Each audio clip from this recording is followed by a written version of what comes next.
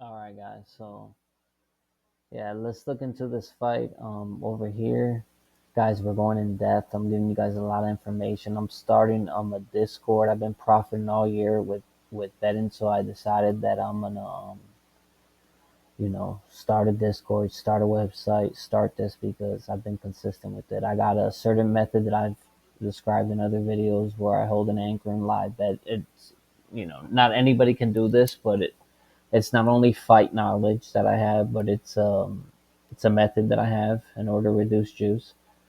But let's get to the point of this video, guys. Subscribe and like the video. I'm not doing this for no reason. I'm giving up on time that I could be working. I give them, to do this. I mean, I usually just study and bet for myself to make some extra money, but that extra money that I'm making is not enough. And you know what I mean? Anything can happen in fighting. So like you only want to risk 5 to 10% of your bankroll. So it's hard to get up real quick. You can get up, you know, every weekend. Every weekend I come up a couple units, but that's not enough because it could be enough, right? There was a 2 UFCs ago. I went I think 6 and 7 on live bet. It was incredible. I think yeah, it might have been one that I lost. I'm not even sure if it was. It was incredible. I doubled my bankroll, but with 5 to 10% um bets, of my bankroll. I couldn't imagine if I just risked a lot, but you can't do that in this game because anything can happen. Like let's say the anchor that I choose, like Topiary was the anchor, the other card that we were using live bet in order to reduce odds. When we saw an advantage on the fight, we would parlay him with Topiary, knowing that he was going to win against Charles because I studied so much tape. I knew this guy was not going to be able to roll with his shots. He's static when he gets shots. He just rolls into. He just stands with a high guard. Doesn't roll with shots is what I was trying to say. So this is stuff that we're doing. Not every card are you able to find somebody that you're really confident in that you can call an anchor or a lock. You know, and if you do, you can only risk a certain amount because you want to be able, even let's say everything goes wrong and that anchor loses. In the long run, even in that month, if there's 4 cards in the month, I'm confident I'm going to win 3 out of 4, or worst comes to worst, 2 out of 2, which hasn't happened this whole year. But I'm just saying, that's how you want to approach this stuff. You can't go too crazy. So that's why this type of stuff is needed for the people wondering, like, oh, if you're so confident, why don't you just keep it for yourself? Because nothing's for sure. Nothing's guaranteed. There is profit to be made, but at the end of the day, you have to be careful with your bankroll. When you're careful with your bankroll, unless you have stupid money, you're not going to be able to replace, your profession or whatever your job. You know what I mean? So that's why I'm trying to do this, so I can dedicate more time to this because I've proven to myself that I profited every weekend this whole year besides one card, and that one card I only lost 5% of my bankroll. So I'm up a stupid amount of units this year, but it was because of what I'm doing. Where I'm studying the whole card, and then I'm not just guessing. I have a guy that I'm really confident in. It could be boxing. I've had cards where it was boxing, and I'm watching UFC live and parlaying it with that boxing fighter. But that's what I'm doing, and I'm looking for reads. I'm looking for reads during the fight. I'm looking for rhythm. So like right here, what are we looking at? Let's get into this video. My bag.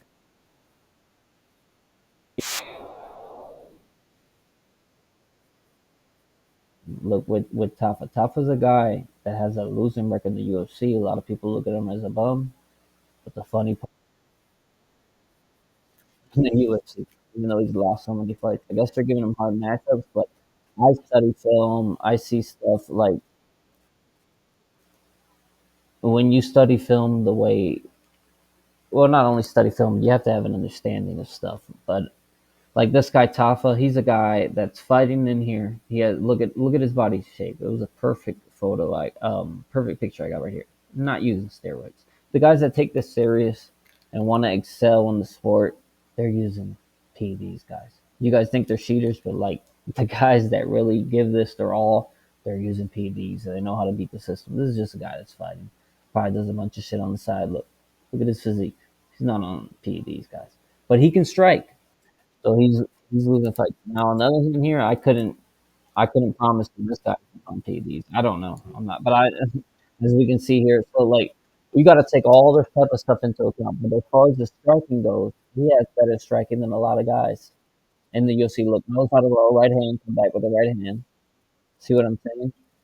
Is comfortable in the pocket, doesn't have to just use his feet to feel safe. He can be in the pocket and knows how to roll spots. So this is a guy that's comfortable in the pocket. Look, throws a right hand and gets his, and then rolls underneath, expecting the left counter. This is boxing stuff. Ready to parry. He was ready to parry there. He's a striker, and he's lost so many fights in the UFC.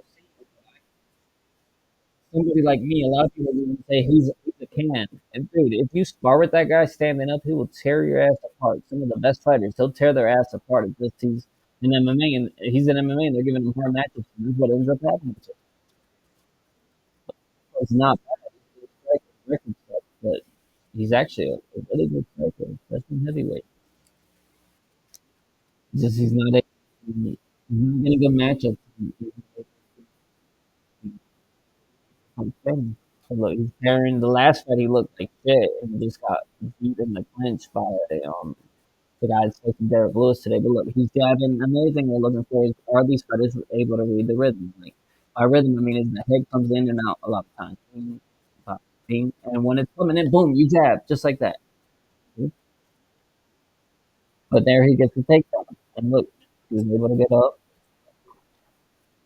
So with this fight, look, guys, this guy can parry. This guy doesn't parry. Look at the striking. This is like just came into the gym, been 3 months and learned how to strike. This is like the bodybuilder that comes into the MMA gyms that's fucking juiced up on steroids and can beat your average Joe up just because he's so big, but has no idea how to strike. Like his striking, like his stand up when he throws punches, his head is right in the center line. Look, all he knows how to do is put a high guard. Like his striking is, especially in today's day of MMA, where people have advanced so much. Back in the day, this was like common. Striking has gotten so much better these years. Like a lot of MMA fighters, like they can box. This guy can't box, but look, if he can do this, he can win the fucking fight. With as bad as his striking is, but as far as striking goes, it's not even fucking close, dude. Like as bad as people think Taffa is, as the community would say he is, striking wise, dude, two different worlds. Taffa's like fucking a sensei compared to this guy. But if he can take him down, so that's the variable with this fight. So this is a live bet spot. It's also a KO prop. Bet Taffa by KO if you want to take him. You know, first round, second round, bet him by KO.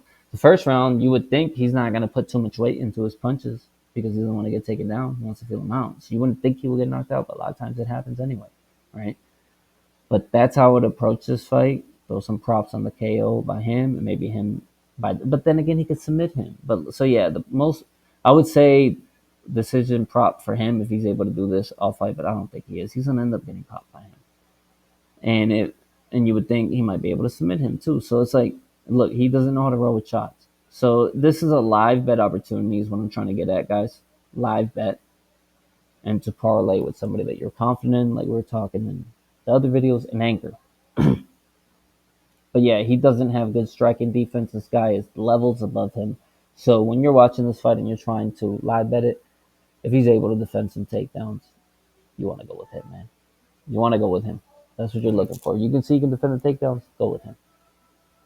But it's a sticky fight. This guy's gonna want to be going for the takedowns. This guy's gonna be wanting to stand up. I think he's the a well-deserved favorite in this fight.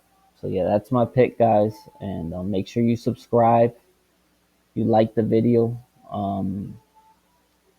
It's not gonna be free for long. For right now, I'm giving all these picks for free. But pretty soon here, I'm gonna be having a Discord.